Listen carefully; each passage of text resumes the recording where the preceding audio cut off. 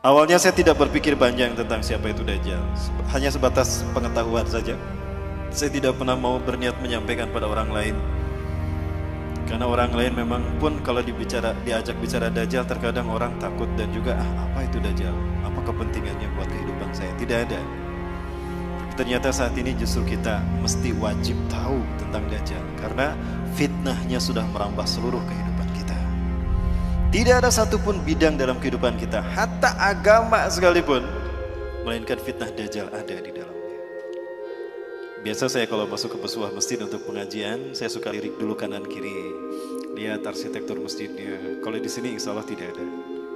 Tidak ada simbol-simbol Dajjal. Karena para pengikut Dajjal, mereka ingin menguasai dunia, melakukannya dalam 3 ranah: simbol, ritual, dan arsitektur. Itu 3 ranah yang disentuh oleh Dajjal.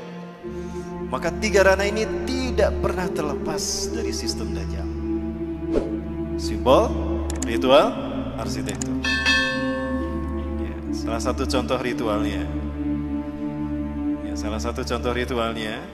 orang-orang Yunani, mereka menyembah Dajjal dengan melakukan pawai obor. Pawai obor keliling negeri, menyembah dewa matahari mereka. Ya, dewa matahari mereka bernama Helios. Ya. Penyembahan kepada dewa matahari mereka yang bernama Helios ini dilakukan dengan pawai obor keliling negeri. Begitu sampai di Bukit Olympus, obor tadi serah terima kepada kaisar. Kaisar terima itu. Ketika kaisar pun lari di lapangan di Bukit Olympus tadi menuju sebuah obor besar. Sempat padam tuh obor. Dari belakang ada yang ngasih obor lagi. Pak, ini Pak, nyalain lagi Pak. Dinyalakanlah obor raksasa tadi. Maka selama obor raksasa menyala, mereka melakukan atraksi di lapangan tadi. Berbagai macam atraksi. Itulah ritual yang dilakukan di Bukit Olympus, mengagungkan dewa matahari mereka yang dimasukkan ini. Ritual itu kemudian dinamakan Olimpiade. Sampai sekarang hilang tidak ritualnya? Inilah ritual pengagungan iblis dan Dajjal. Itu tingkat dunia. Tingkat benua ada tidak? Ada. Apa namanya? Asian Games. Tingkat nasional? Nah, itu ritualnya. Kita tidak sadar. Dalam bidang arsitektur, banyak dalam berbagai bidang, dalam berbagai bangunan, apalagi bangunan ibadah. Tidak terkecuali masjid, ada simbol Dajjalnya. Kami di Jawa Barat sedang menghadapi. Kenapa demikian? Karena banyak masjid yang bersimbolkan Dajjal. Segitiga adalah sebuah simbol yang kemudian digunakan digunakan oleh agama-agama yang lahir dari filosofi agama Ardi sebagai simbol Tuhan. Jadi agama-agama yang lahir dari filosofi akal budi manusia menjadikan segitiga sebagai simbol Tuhan. Nah, segitiga inilah yang kemudian digunakan Firaun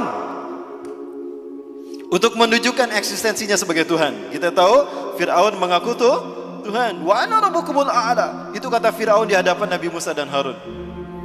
Maka dia bangun sebuah bangunan yang dilihat dari 4 arah mata angin, 4 penjuru mata angin itu sama, segitiga. Piramida. Firaun membangun piramida untuk menunjukkan kalau dia Tuhan, agar dunia mengetahui eksistensinya sebagai Tuhan. Dan yang diperbudak sebagai tukang batu saat itu adalah bangsa Yahudi. Tukang batu bahasa merekanya adalah mason. Yang diperbudak sebagai tukang batunya adalah bangsa Yahudi Bani Israel. Mason itu artinya tukang batu. Ya. Allah mendengar doa mereka. Allah tenggelamkan Firaun di Laut Merah. Maka kemudian mereka merdeka.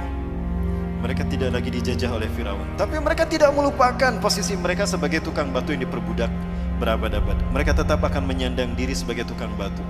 Tapi tukang batu kali ini tukang batu yang merdeka. Kalau dulu didedikasikan secara paksa kepada Firaun, maka sekarang didedikasikan untuk Tuhan yang mereka tunggu-tunggu. Jadilah mereka tukang batu yang merdeka. Merdeka bahasa Inggrisnya apa? Free.